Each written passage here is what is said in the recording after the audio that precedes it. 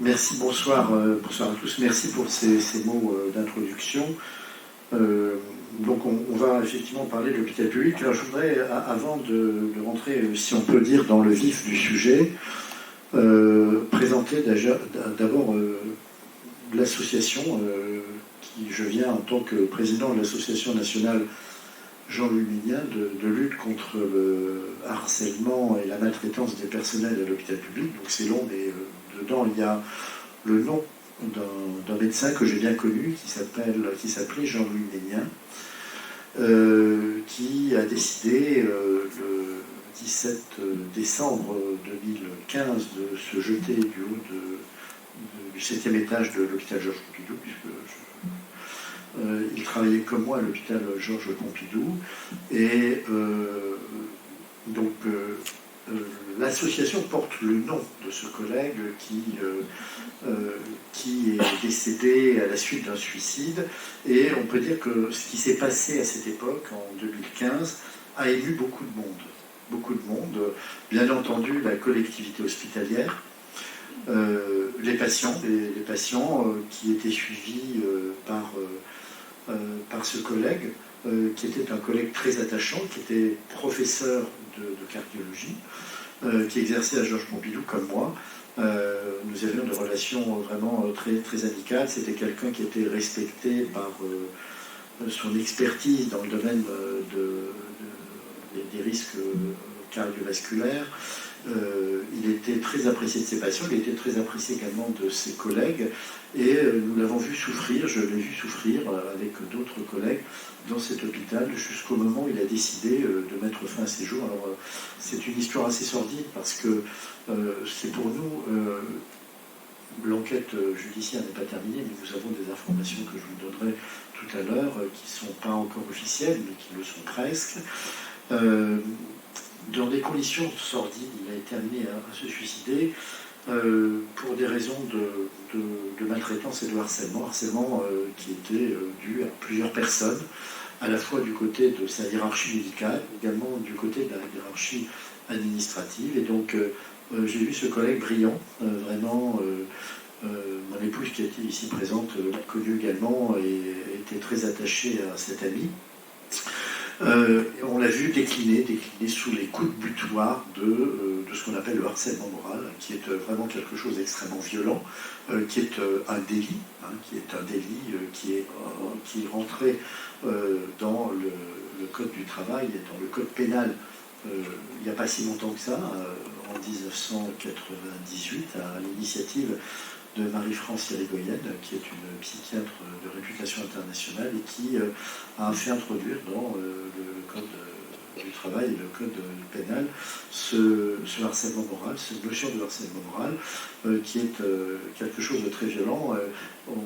Et donc ce collègue, lui, a subi ce que nous, on considère comme du harcèlement moral de la part de ses hiérarchies médicales et administratives. Et donc on l'a vu décliner quelqu'un de brillant qui, petit à petit, est exclu, à qui on ne parle plus, à qui on ne donne plus les moyens de travailler, à qui on ne donne aucune information. Il avait des responsabilités universitaires, il ne pouvait plus en avoir.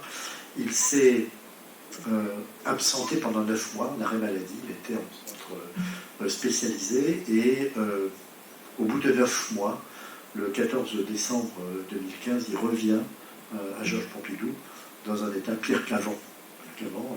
Manifestement, le traitement n'avait pas suffi et les conditions de son harcèlement perduraient. Et donc, je le vois le 14 décembre 2015, dans le même état où je l'avais quitté 9 mois auparavant, très inquiet, amaigri, de moins en moins communicant. Donc je le vois tous les matins, et il essaye de reprendre une activité médicale à base de consultation. Je le vois le 14, le 15, le 16 et le 17, jour fatidique, où il a décidé de mettre fin à ses jours. Je le vois, pour la dernière fois, on a pris un café ensemble. Il est monté dans son bureau, il a vu ses patients. Et puis, dans l'après-midi du 17 décembre 2015, j'ai une réunion à la faculté et un collègue, un responsable de réanimation et qui était en lien avec la préfecture de police me dit écoute Philippe, il vient d'arriver une histoire terrible, Jean-Louis Ménien vient de se suicider, il s'est jeté de son 7e étage, du 7e étage, donc bien entendu il est décédé tout de suite, c'était assez horrible dans une des cours intérieures de l'hôpital et j'annonce moi-même à notre doyen que Jean-Louis Ménien venait de se suicider. Donc ça a été pour beaucoup d'entre nous, mais pour toute l'opinion publique, quelque chose de très choquant de se dire que quelqu'un qui était, je veux dire, au sommet de la hiérarchie médicale, avait décidé de mettre fin à ses jours pour des raisons d'exercice professionnel, l'exercice de son métier. Et donc, ce moment-là était un moment fort dans la situation de l'hôpital public, puisque un certain nombre de personnes qui étaient dans la même situation que Jean-Louis Ménien, dans tous les coins de France, dans tous les centres hospitaliers, que ce soit à la PHP, que ce soit dans les CHU, que ce soit dans les centres hospitaliers généraux, se disent mais moi aussi je subis quelque chose qui est très dur, moi aussi j'ai des pulsions suicidaires, moi aussi j'ai failli mettre fin à mes jours, et à ce moment-là, d'une part, il y a l'enquête judiciaire qui, au jour d'aujourd'hui, continue. Ça fait 3 ans, plus de 3 ans que cette enquête a été lancée. Après qu'on ait saisi le procureur de la République pour faits graves. Et donc, parallèlement également, l'opinion s'émeut de ce suicide, des conditions de ce suicide. Nous avons nous-mêmes à ce moment-là apporté le témoignage de personnes qui, comme moi, et d'autres collègues aussi, avaient connu Jean-Louis Ménien et dénoncé les conditions qui l'ont amené à se suicider. Et donc, à ce moment-là, on peut dire que cette période, qui était un drame total, absolu, a été une sorte de déclencheur et a libéré la parole.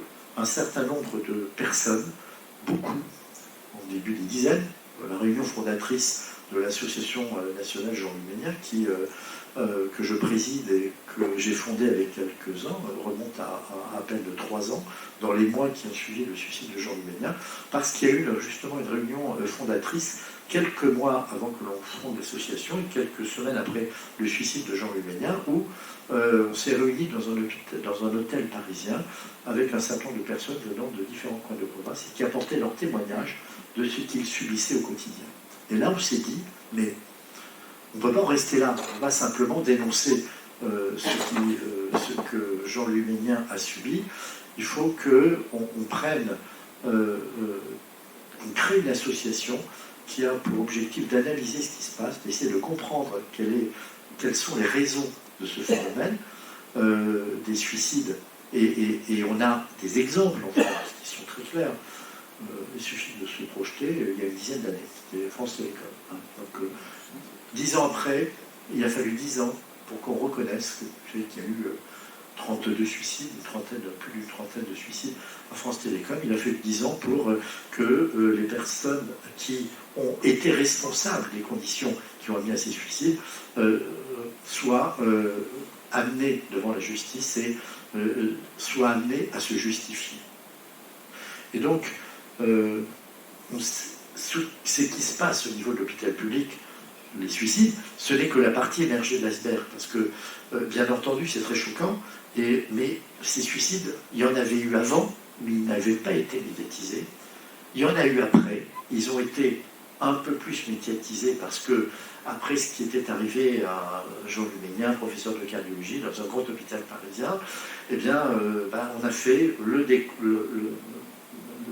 décompte des suicides, et il ne se passe pas de mois, je dirais pas de semaine, sans qu'il y ait à tel endroit ou à tel autre du territoire national, y compris en Outre-mer, des personnels de soins, voire parfois aussi des personnels administratifs, qui se suicident sur leur lieu de travail, et clairement pour des raisons professionnelles. Parce que l'un des arguments qu'on avance quand on veut, je dirais, refermer la cocotte, c'est de dire ah oui, mais alors c'est pour des raisons, non, quand on se suicide sur son lieu de travail, c'est clairement, même si les causes d'un suicide, c'est des phénomènes très complexes, que les psychiatres ont bien analysés, mais clairement, il y a énormément de suicides, beaucoup surviennent sur les lieux de travail, parfois les personnes suicidées laissent des lettres, qui témoignent très clairement des raisons pour lesquelles ils ont été amenés à mettre fin à leur jour.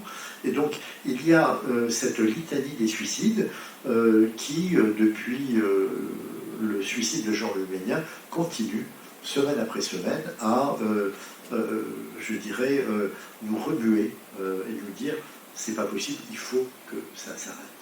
Donc ça a été le point de départ de la création de l'association Jean Leménien. Donc le premier objectif de notre association, c'est d'abord de dénoncer les situations qui amènent un certain nombre de personnels à se suicider. Donc il faut communiquer, donner les informations aux médias, à l'opinion publique d'une façon générale, pour que déjà l'opinion publique soit informée de ce qui se passe, de ce qui peut se passer dans les hôpitaux. La deuxième, bien entendu, c'est d'aider les personnels qui sont souvent des personnels soignants, médecins mais pas uniquement, c'est des infirmières, c'est des aides-soignantes, c'est des cadres de santé, de les défendre, de les aider dans les difficultés qu'on appelle, dans 12 euphémismes en France, risques psychosociaux, et quand pour ne pas parler du harcèlement moral et de maltraitance, parce que l'on ne veut pas justement trop mettre en exergue ces phénomènes-là. On parle de risques psychosociaux, mais il y a derrière ces risques psychosociaux, derrière ces suicides ou ces tentatives de suicide, une souffrance qui est très profonde de beaucoup de personnel. Alors, première question qu'il faut se poser, c'est à quoi est liée cette souffrance? À quoi est liée cette souffrance? Et c'est ce qui nous a amené, à peu près 6 mois après la création de l'association, à rendre public un manifeste dans lequel nous analysions, selon nous, les causes de cette souffrance assez générale qui concernait, je dirais, les centres hospitaliers universitaires, les petits, les grands centres hospitaliers, l'assistance publique hôpitaux de Paris. Et donc, c'est au travers de ce manifeste que beaucoup de personnels soignants se sont reconnus et que l'association a pu se développer et avoir des représentants régionaux dans les 13 régions de France. Donc, première question qu'il faut se poser, c'est quelles sont les causes principales de la souffrance des personnels de soins. Et là, il faut refaire un petit peu d'histoire et rappeler les différentes étapes qui ont modifié notre système de santé public, l'hôpital public, depuis une vingtaine d'années. Donc il y a eu des moments forts entre guillemets, parce qu'ils sont en partie responsables de la situation actuelle. Donc j'en verrai 3 ou 4. La première, c'est la tarification à l'activité. Donc on est dans une vision qui est clairement une vision comptable de la gestion de l'hôpital public, c'est-à-dire que nos responsables politiques ont demandé, et ça a été la révision générale des politiques publiques, ça concerne pas uniquement l'hôpital, ça concerne l'éducation nationale, ça concerne la justice, ça concerne la police, de mettre à la tête des établissements de santé plutôt des directeurs qui sont plutôt des financiers. Premier élément. Deuxième élément, on a une vision qui est une vision purement quantitative de l'activité médicale. Ça, c'est vraiment, on est dans cette logique encore aujourd'hui et qui suit la tarification à l'activité. La tarification à l'activité, c'est quoi? C'est en tant que directeur d'établissement, vous devez faire rentrer, ce qui est légitime, le plus d'argent possible dans les caisses de l'hôpital. Et donc, on a démarré, il y a une vingtaine d'années, une course à l'acte. Il faut faire des actes, parce que c'est ce qui rapporte à l'hôpital, peu importe si ces actes sont nécessaires, peu importe s'ils ne sont pas en doublon par rapport d'actes qui auraient déjà été faits ailleurs, peu importe s'ils peuvent éventuellement mettre en danger le patient, ce qu'il faut, c'est renflouer les caisses de l'hôpital. Et ça, c'est quelque chose que la ministre de la Santé, Agnès Buzyn, elle aussi dénonce, puisqu'elle dit dans la réforme qui est prévue de l'hôpital public, il faut réintroduire, sortir de la logique de la tarification à l'activité. D'ailleurs, beaucoup de rapports, y compris d'Olivier Véran, qui est un médecin neurologue de Grenoble, qui est rapporteur de la Commission des affaires sociales de l'Assemblée nationale, qui lui-même on sait maintenant que la tarification à l'activité entraînait des conséquences négatives dans la mesure où on observe une course effrénée à la consommation d'actes médicaux, y compris à l'hôpital public, et que cette logique d'activité quantitative est mortifère puisqu'elle aboutit à faire des gestes qu'il ne faut probablement pas faire, et que tout ceci est d'ailleurs assez immoral. Pourquoi? Parce qu'on va récompenser un directeur d'hôpital qui a fait rentrer beaucoup d'argent dans son hôpital, mais en même temps, on coûte à la société, c'est-à-dire à la sécurité sociale, puisqu'on sait qu'il y a une part non négligeable de ces rentrées financières qui vont être remboursées par la collectivité nationale, c'est-à-dire nous, d'actes qui n'auraient pas dû être faits. Ça, c'est un point également très important qui continue à semer la discorde dans le fonctionnement de l'hôpital public. C'est que, voilà, on a donc une pression très forte sur les personnels de soins, sur les infirmiers, sur les médecins, de dire faites des actes et vous aurez la récompense de cette consommation d'actes en termes de moyens, en personnel, en ressources humaines, en moyens de développer votre service. Et donc, on est dans cette logique. Et pour répondre à cette logique, il y a deux façons. Soit on dit non, moi, je reste médecin, j'ai une éthique de travail. C'est exactement pareil pour les personnels de soins. Et malgré les injonctions qui viennent des directions hospitalières, je maintiens ma qualité d'exercice professionnel et la qualité des soins que je dois aux patients, et d'autres qui parfois peuvent basculer dans cette logique qui est les directions me demandent de faire des actes, je vais faire des actes même si je pense qu'ils sont inutiles. Donc ça, c'est aussi une dérive. Donc c'est la première dérive qu'on peut observer dans l'exercice professionnel, et cette dérive, on peut la voir également à tous les niveaux des catégories de personnel de soins. Quand on est dans un EHPAD, on va dire à tel aide-soignant qui nettoie les patients qui sont pas en état eux-mêmes de s'occuper de leur hygiène, on va dire voilà, vous chronométrez, il ne faut pas que ce soit plus de 3 minutes et demie pour faire la toilette aux patients, alors que vous savez qu'il y en a qui nécessiteront probablement, parce qu'ils ne peuvent pas se mobiliser facilement, beaucoup de temps. Donc vous commencez par rapport à la qualité que l'on doit aux patients, vous commencez à détériorer la prise en charge des patients. Donc ça a été un élément et qui continue encore de sévir. Donc cette course effrénée non pas à la qualité et à la quantité. Et puis ensuite, et ça on remonte à la loi Bachelot, c'est-à-dire à 2009, à l'époque où Sarkozy a décrété que le PDG de l'entreprise qui s'appelle l'hôpital, c'était le directeur d'hôpital. Donc les directeurs d'hôpitaux ont fait pression au niveau du ministère de la Santé, et Roselyne Bachelot a volontiers cédé à cette pression en demandant que la loi donne les pleins pouvoirs aux directeurs de l'établissement. Donc c'est la loi HPST, Hôpital, Patient, Santé, Territoire, qui a été promulguée en 2009 et qui a donné les pleins pouvoirs aux directeurs d'établissement et qui a supprimé tous les contre-pouvoirs. Donc on est, si vous voulez, dans une logique qui est un peu totalitaire, c'est-à-dire qu'on en revient dans un microcosme de la société qu'on peut appeler l'hôpital public, à Montesquieu et de l'esprit des lois, c'est-à-dire que tout homme qui a du pouvoir est porté à en abuser, et qu'il faut donc que par la disposition naturelle des choses, le pouvoir arrête le pouvoir. Et donc là, on est sorti de cette logique. Donc on a des directeurs d'établissements tout puissants qui non seulement exercent une pression importante sur les personnels, mais qui en plus de cette pression qu'ils exercent, vont demander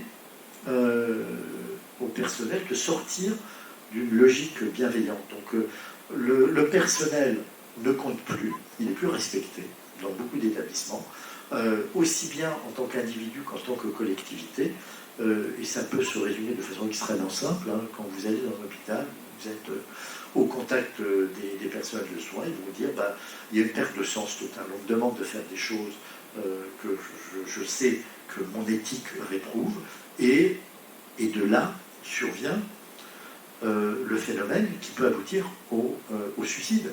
C'est-à-dire que comment vous réagissez quand on vous met une pression telle que vous avez le sentiment que vous n'exercez plus votre métier comme vous le devriez. Première, c'est que vous êtes mal. Vous êtes ce qu'on appelle en souffrance éthique. Donc là, qu'est-ce qui peut se déclencher? Des burn-out.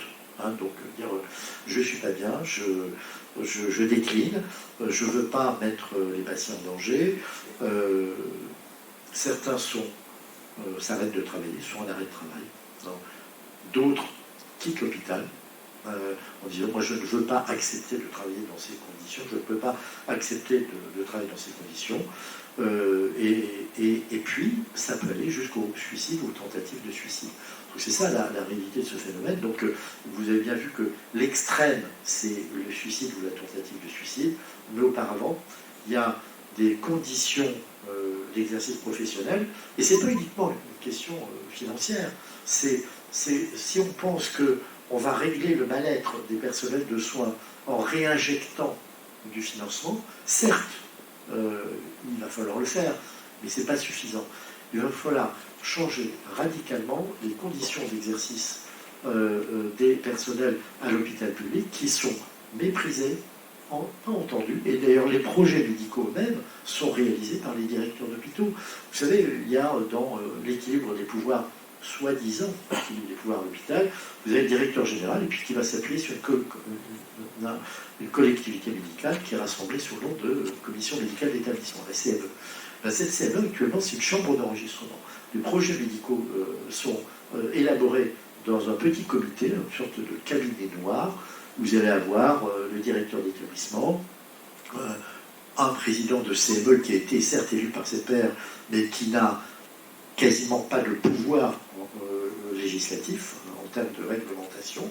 Tout est entre les mains du directeur d'établissement et un ou deux chefs de pôle. Les chefs de pôle, c'est des responsables qui sont nommés par l'administration, qui sont des médecins, mais qui sont nommés par l'administration pour appliquer une politique qui est une politique de restriction et d'imposition personnelle de règles de fonctionnement qui peuvent amener à mettre en difficulté l'exercice professionnel des personnels et peuvent mettre également en difficulté la prise en charge des patients. Et ça c'est quelque chose qui est très important, et d'ailleurs dans un livre que nous avons publié il y a un an, qui s'appelle Hôpitaux en danger, enfin plutôt patients en danger, hôpital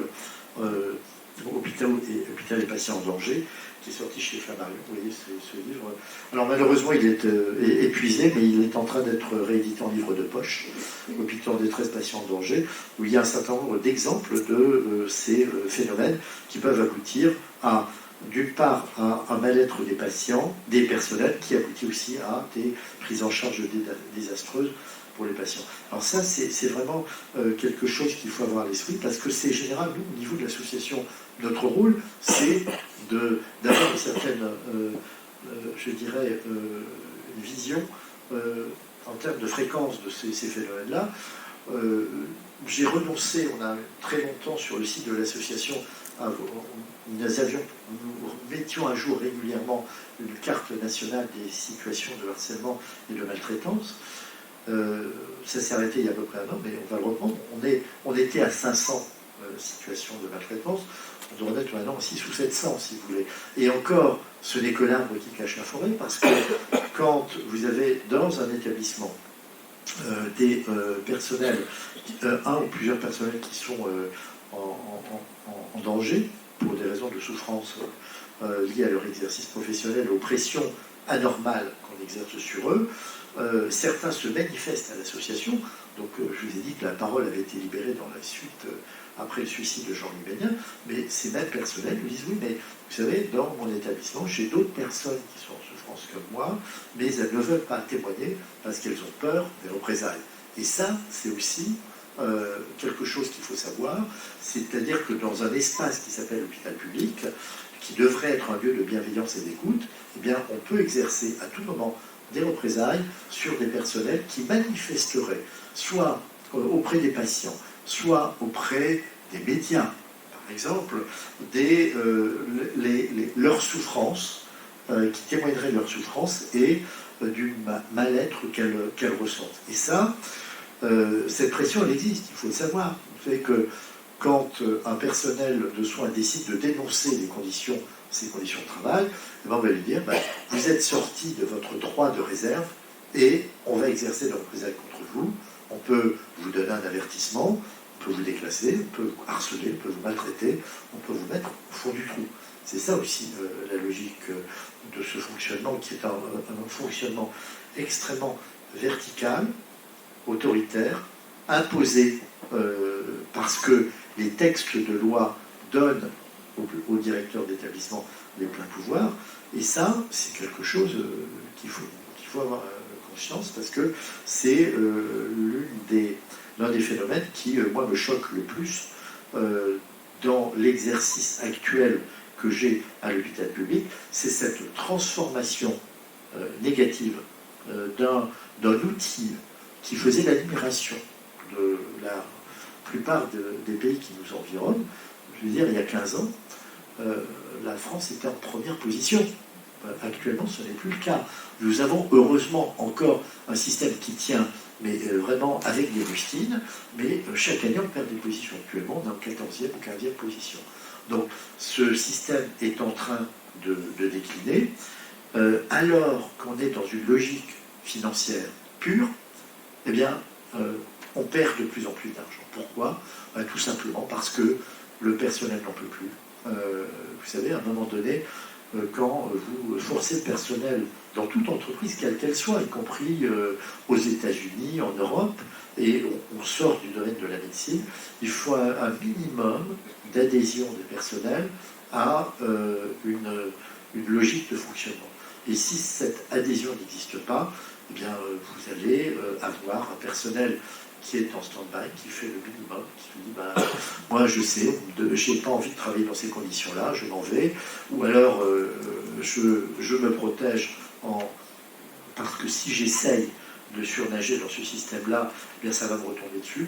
Donc on est dans un système qui perd de l'efficience, alors même qu'on avait mis des financiers pour essayer de compenser les pertes financières qu'on observe dans beaucoup d'établissements. Vous disiez tout à l'heure qu'un père, l'établissement, le centre hospitalier a des problèmes financiers, mais c'est le cas pratiquement de tous les centres hospitaliers généraux et CHU compris, qui perdent de l'argent. Donc il faut se poser la question de se dire, alors qu'on est dans une logique financière depuis 15 ans, les hôpitaux publics n'ont jamais perdu autant d'argent. Donc on va dans le mur, en quelque sorte.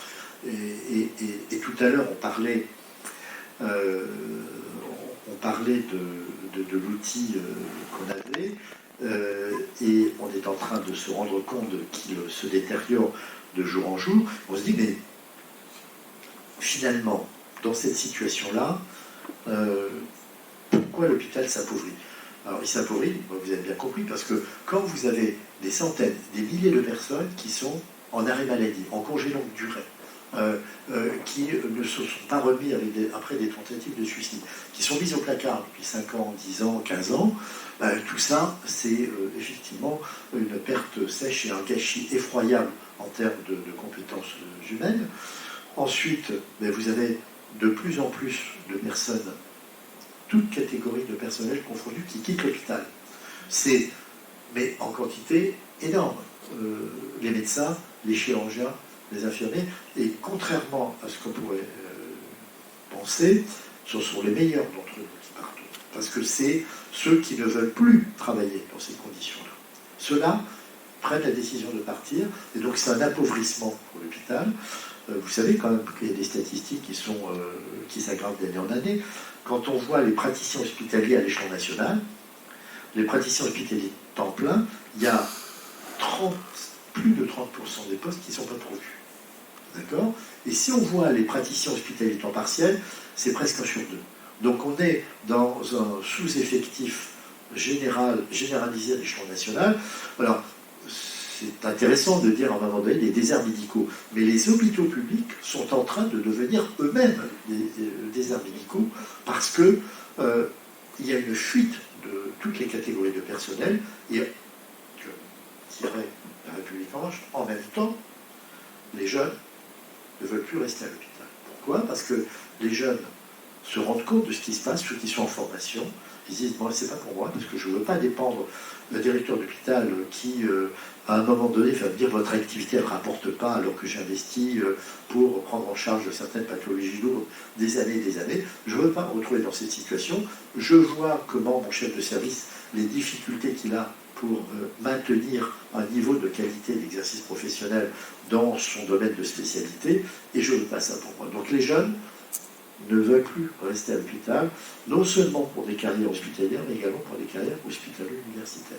La voie royale du professeur de médecine, certains se posent la question, les jeunes se posent de plus en plus la question de dire, mais à quoi bon faire tout ça pour me retrouver en détresse sur le plan professionnel si je reste à l'hôpital? Donc on est dans cette vision d'un appauvrissement généralisé de l'hôpital public lié au fait que beaucoup de personnel, et souvent les meilleurs, décident la mort dans l'âme de quitter l'hôpital. Parce que finalement, qu'est-ce qui faisait par rapport à un exercice professionnel privé dans tous les domaines de spécialité que malgré tout on avait d'excellents médecins, des médecins remarquables, et souvent les meilleurs qui travaillaient à l'hôpital public? C'était la qualité de l'exercice professionnel, c'est-à-dire travailler en équipe, pouvoir réfléchir sur des dossiers difficiles, échanger avec des collègues, avoir le retour immédiat quasiment des collègues quand on a pris en charge, opéré ou traité un patient. Ça, c'était pour beaucoup d'entre nous qui n'avions pas une vision purement financière de notre exercice professionnel, c'était quelque chose de satisfaisant. Eh bien, une fois que cet aspect-là disparaît, plus rien n'amène les jeunes à vouloir rester à l'hôpital, ou ceux qui étaient déjà à l'hôpital, beaucoup se posent la question de savoir s'ils vont rester et dans combien de temps ils vont partir. Donc ça, c'est un vrai signal de détresse que les patients ressentent. Parce que, vous avez raison, d'une façon générale, le niveau de la médecine en France était tellement élevé que, avant qu'il se détériore encore plus profondément, eh bien, il y a malgré tout une qualité de prestation qui reste, dans beaucoup d'établissements, remarquable. Mais jusqu'à quand? Parce que vous savez, on est dans une vision où ça se décline et à un moment donné, vous avez une chute et là, vous ne pouvez plus rien faire. Donc on est dans une situation où nous, on a lancé depuis plusieurs années, depuis que l'association a créé un signal d'alarme, en disant, stop, attention, il arrivera un moment où ce sera plus récupérable. Et donc, qu'est-ce qu'on fera à ce moment-là? Et les patients commencent à le ressentir, parce qu'on sait que de plus en plus de patients qui sont pris en charge à l'hôpital public se plaignent de la qualité de la prise en charge. Et ça, il y a des sondages qui sont faits régulièrement. On est en 3 ans, on a eu une multiplication par 3 des personnes prises en charge à l'hôpital public qui sont mécontents de leur prise en charge. On est passé en 3 ans de 9 à 25%. C'est-à-dire un quart des patients se rendent compte à l'intérieur de ce qui se passe. Alors, pourquoi? Parce qu'il y a cette logique purement comptable, parce qu'il y a des moyens de plus en plus dérisoires, parce qu'il y a des trous partout dans la gestion d'une équipe, parce qu'il manque tel aide-soignant, il manque tant d'infirmières, il manque tant de médecins, et donc ceux qui sont là et qui continuent à faire tourner la boutique, ils ont encore plus de boulot, et ils arrivent à un moment donné à saturation, jusqu'au moment où ils décident d'arrêter de passer à une autre activité dans le secteur libéral ou ailleurs. Il y en a même qui décident de quitter complètement le domaine de la médecine. J'ai un certain nombre de collègues, y compris professeurs d'université, qui étaient prêts à devenir chauffeurs Uber. C'est pas, et un certain nombre ont abandonné la carrière médicale, tellement ils étaient écœurés. Donc c'est un vrai souci, parce que je ne sais pas quand ça s'arrêtera, mais ce qui est sûr, c'est que Si on continue dans cette logique actuelle, eh bien, il y a des pans entiers de la médecine et de la chirurgie qui risquent d'être en difficulté, et derrière, il y a déjà les filières de patients qui sont en difficulté. Il y a beaucoup d'exemples, on ne va pas revenir dans des détails, mais ils sont, un certain nombre d'entre eux sont cités dans le livre, et il y a des filières entières de patients qui sont en déshérence et qui ne savent plus à qui s'adresser, pour plusieurs raisons. D'abord, un, manque le personnel compétent. Deux, le personnel compétent existe, mais il est au taquet parce qu'il est en burn-out et il est en mise au placard. Et puis, dans ces conditions-là, eh bien, il y a des filières entières qui reposent sur des personnes en nombre limité. Je prends l'exemple du suivi des patients transplantés cardiaques à l'échelon national. C'est un savoir-faire. Il y a peut-être une vingtaine, je dirais au maximum une trentaine de médecins spécialisés dans ce domaine-là, parce que quand vous avez eu une greffe, eh bien vous allez avoir des médicaments pour éviter le rejet. Et donc ces médicaments entraînent des risques infectieux importants et également des risques de cancer. Et donc ce sont en général des cardiologues qui sont aussi anesthésistes réanimateurs et qui font un suivi fin de ces patients. Je prends l'exemple, dans la région Occitanie, Limoges-Bordeaux, il n'y a plus personne pour s'occuper de ces patients. Donc c'est une filière active de 400 patients qui sont en déshérence. Il y a eu des décès qui n'auraient pas dû arriver en raison du fait que dans cette région Occitanie, il y a 3 médecins qui ont cette compétence du suivi des transplantés cardiaques. Tous les 3, ils sont en arrêt pour des raisons de burn-out et de conditions de travail. Vous allez à Grenoble, le CHU qui était en grande souffrance et cette souffrance avait d'ailleurs été dénoncée devant la représentation parlementaire par Agnès Buzyn, la ministre de la Santé. Eh bien, il y a un film que je vous incite à voir sur le site qui s'appelle Passeurs d'alerte et qui montre les parents des enfants diabétiques manifester dans la rue piétonnière de l'hôpital de Grenoble et des banderoles, mais rendez-nous nos médecins pédiatres endocrinologistes spécialisés, vous les avez mis au taquet, ils ont des conditions de travail épouvantables, nos enfants sont en danger parce que plus personne ne peut les suivre. Et cette logique financière, sur ce dossier de Grenoble, et c'était intéressant d'échanger avec les 2 endocrinopédiatres qui s'occupaient des diabètes infantiles, elle me disait, mais on s'est fait taper dessus parce qu'on faisait du préventif. Et donc les enfants qu'on suivait, parce qu'il y a toute une éducation chez l'enfant diabétique et chez les parents, et on le faisait tellement bien qu'on n'hospitalisait plus en urgence des patients, des jeunes patients en complications de diabète. Et bien, l'administration leur tombait dessus en disant, mais oh là là, ça ne va pas du tout.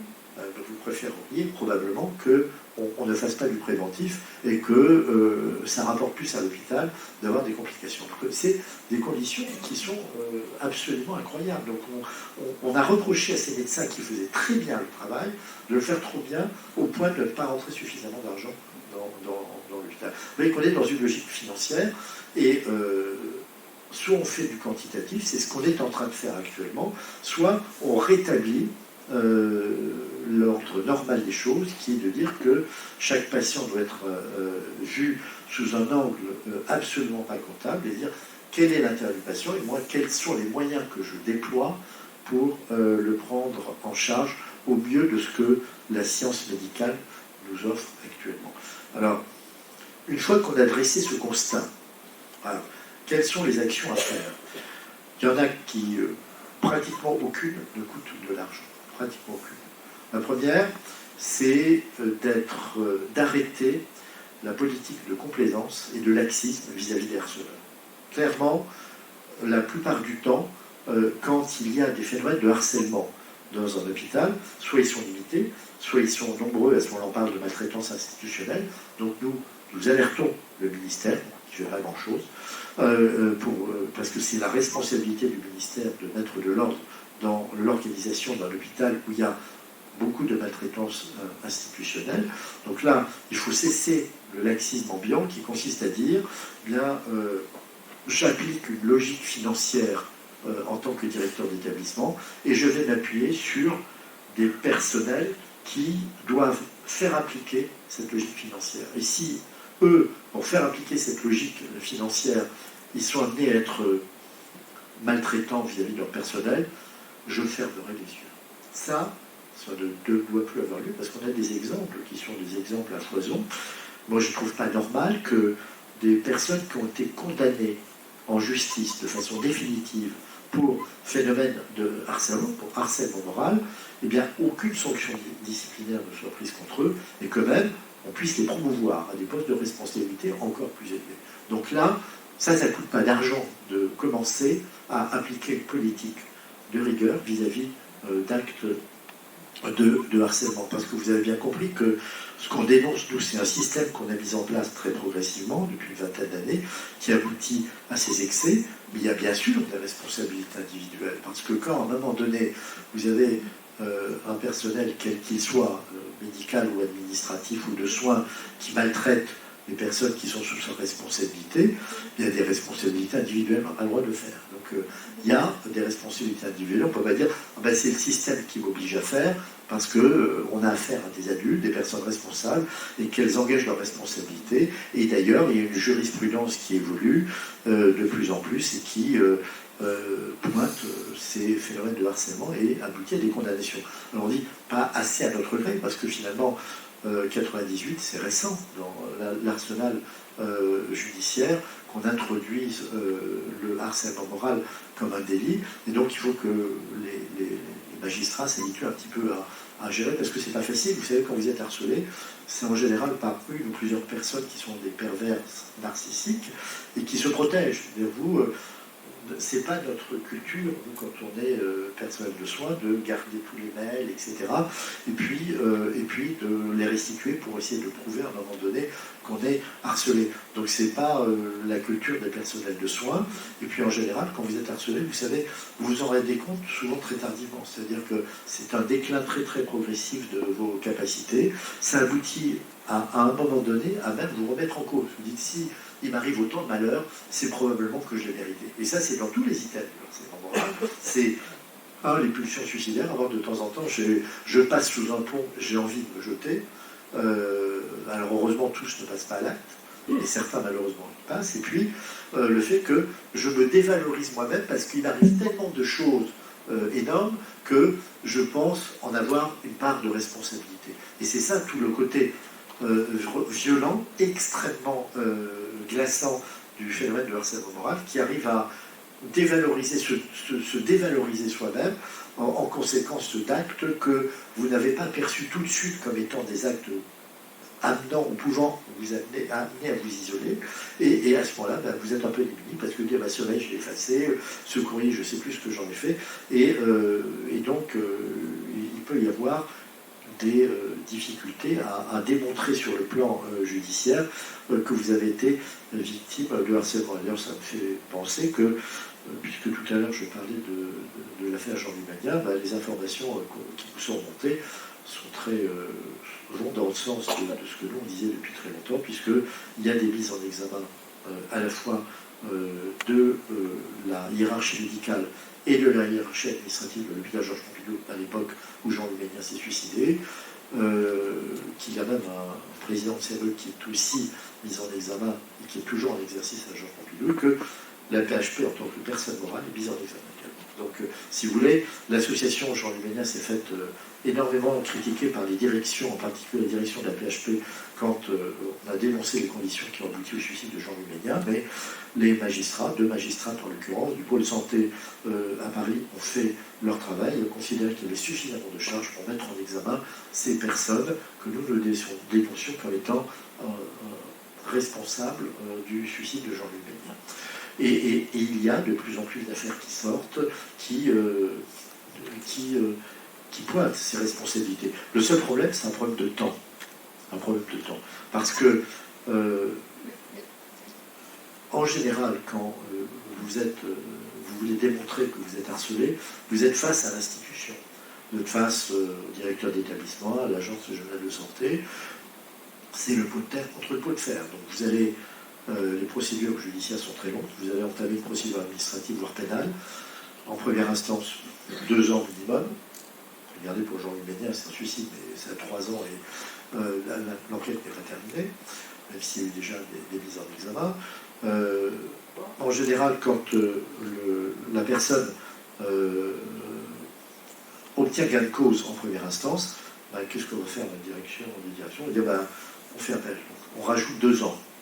On rajoute 2 ans. Donc, si c'est le tribunal administratif, vous obtenez gain de cause, l'administration peut toujours dire, ben, ça va aller au Conseil d'État. Ou alors en cassation si c'est une affaire pénale. Donc ça peut durer, et ça dure souvent 10 ans. Je prends un exemple qui est un exemple très récent, qui remonte à fin 2018. Il y a eu, et c'est une première en France, la condamnation d'un établissement de santé à La Réunion pour harcèlement moral, qui a fait condamner cet établissement, y compris son directeur pour harcèlement moral, pour des faits qui sont survenus en 2004, 2018. Il aura fallu 14 ans pour obtenir gain de cause, parce que vous savez que quand vous entamez une procédure judiciaire, ben, le temps de la justice en France, ça se compte en années, voire parfois en dizaines d'années. Donc c'est extrêmement, et c'est pas ça qui vous permet de vous reconstituer. Ce qui vous permettra de vous reconstituer, ben, c'est éventuellement de changer d'établissement, de quitter éventuellement l'hôpital public, et puis éventuellement de profiter de la médiation nationale. Et ça, c'est quelque chose de nouveau dans le paysage de la santé, de la santé publique en France. C'est que Marisol Touraine, avant donc Agnès Buzyn, a décidé de lancer une stratégie nationale pour aider les personnes en difficulté pour des raisons de harcèlement, de maltraitance. On parle de risques psychosociaux parce que on ne veut pas appeler un chat un chat. Cette médiation est entre les mains d'une personne de grand talent qui s'appelle Édouard Couty. Donc cette stratégie est en train d'être mise en place. Le principe de la médiation nationale, quand un personnel est en difficulté pour des raisons de souffrance liées à des phénomènes clairement de maltraitance ou de harcèlement, la médiation agit. Elle n'est pas là pour dire qui a tort, qui a raison. Elle essaie de trouver une solution qui permette au personnel qui est en souffrance de redémarrer dans des conditions garanties par la signature d'un contrat de médiation qui engage à la fois la personne qui est en souffrance, mais également l'établissement, pour lui permettre de travailler dans des conditions qui soient des conditions, à ce moment-là, je dirais, normalisées. Donc là, il y a cette médiation qui a commencé à travailler depuis 2 ans, avec des résultats qui sont assez bons, mais pour le moment, ils sont 2 à travailler, le médiateur et une assistante. Vous savez combien il y a de personnel de soins à l'hôpital public administratif? 1 300 000 personnes. Donc on est dans un système qui est, je dirais, qui est très contingenté. La médiation nationale a commencé à travailler, elle commence à porter ses fruits, mais vous avez bien compris que aussi bien les actions en justice que les actions du type médiation à l'échelon national, elles ne changent pas radicalement le système. Elles ne changent pas radicalement le système parce que ce système-là, c'est ce système-là qu'il faut réformer. Et c'est-à-dire traiter ce déséquilibre des pouvoirs à l'hôpital public, redonner une voix au personnel de soins, de façon générale, et redonner de la cohérence médicale aux projets d'établissement qui sont de plus en plus farfelus et qui n'ont comme seul objectif que de perdre le moins d'argent possible ou de faire rapporter le plus d'argent à l'hôpital public. Donc sortir de cette logique, ça veut dire changer les lois qui ont abouti aux excès de la loi HPST. Donc il faut faire des amendements à ces lois. Donc nous avons développé ce volet préventif puisque nous avons fait des propositions au monde politique il y a déjà 6 mois. Donc nos propositions sont en train d'être discutées au Sénat. Un certain nombre d'amendements ont été repris par des sénateurs, qui sont des amendements que nous avions proposés. On est un peu inquiet. Pourquoi? Parce que vous savez que dans l'adoption d'un texte législatif en France, l'Assemblée nationale se prononce, le Sénat ensuite, et puis il y a une navette parlementaire. Et ceux qui ont la voix finale, près de la décision finale, c'est les députés. Or, les députés, tout dépend de la volonté qu'il y a à l'échelon politique, au plus haut sommet de l'État, y compris dans le cabinet Macron, d'agir pour modifier les règles de fonctionnement de l'hôpital public, pour permettre soin de travailler dans des conditions d'exercice humainement acceptables, humainement correctes, ce qui n'est de moins en moins le cas actuellement. Donc c'est, à mon avis, à notre avis, au sein de l'association, cette action-là, qui est une action politique, qui vise à modifier les conditions qui aboutissent à ce dérèglement organisationnel, dysfonctionnel, déshumanisé de l'hôpital public, c'est de toucher aux excès de la loi HPST et de rétablir cet équilibre normal entre un directeur d'établissement et le personnel de soins. D'ailleurs, à titre d'exemple, dans les propositions que nous avons faites, nous avons par exemple, vous savez que dans un établissement, je prends l'exemple, ça doit être sûrement vrai, à Quimper, il y a un conseil de surveillance avec les autorités locales, le maire en général, il y a des responsables de la direction. Nous, on a demandé à ce qu'on rajoute un troisième collège au niveau du conseil de surveillance qui est constitué par les associations de patients, premier point. Deuxièmement, au niveau de la conduite de la gouvernance de l'hôpital public, on dit non, il n'est pas logique que tout soit détenu par un homme qui n'a pas les capacités à gérer des problématiques médicales. Et donc, on crée un directoire qui gère les affaires de l'hôpital, qui est scindé en deux parties, un comité médical stratégique avec un médecin qui est investi des problématiques médicales, et puis un comité administratif et financier entre les mains du directeur d'établissement, ce qui permet de rééquilibrer ce pouvoir et de redonner la voix aux personnels de soins. Donc ça, c'est un combat qui n'est pas gagné. On a plusieurs réunions, on doit voir la semaine prochaine la conseillère santé à l'Élysée. On doit, j'espère très bientôt, revoir également les deux commissions des affaires sociales du Sénat et de l'Assemblée nationale, puisque c'est via ces deux commissions des affaires sociales que des amendements peuvent être adoptés et votés définitivement et être intégrés dans la loi. Donc c'est ce combat-là que l'on mène, et je pense que c'est le plus important, parce que nous, on a bien entendu, on a comme vocation de dénoncer les conditions d'exercice de plus en plus difficiles de l'hôpital public, de corriger ces dysfonctionnements, d'aider les collègues, mais on n'a pas envie de faire un vide. Et si on veut diminuer la pression sur le personnel de soins, réintroduire de la bienveillance et de l'humanité au sein de l'hôpital, j'enfonce une porte ouverte, mais je vous assure que ce n'est pas une porte ouverte. C'est comme ça que ça fonctionne très mal.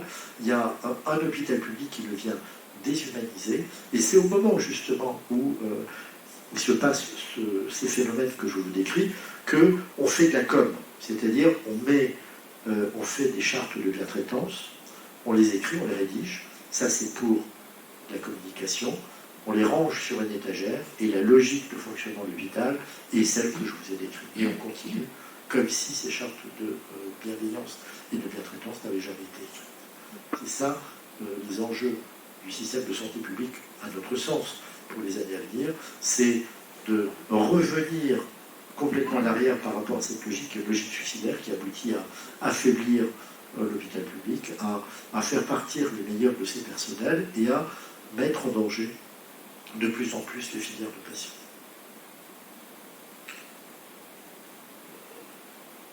Je pense que c'est aussi important que vous vous exprimiez. Alors, je ne sais pas si dans l'assistance, combien d'entre vous ont un lien avec la santé ou travaillent dans des établissements de santé, quelques-uns d'entre vous, très bien.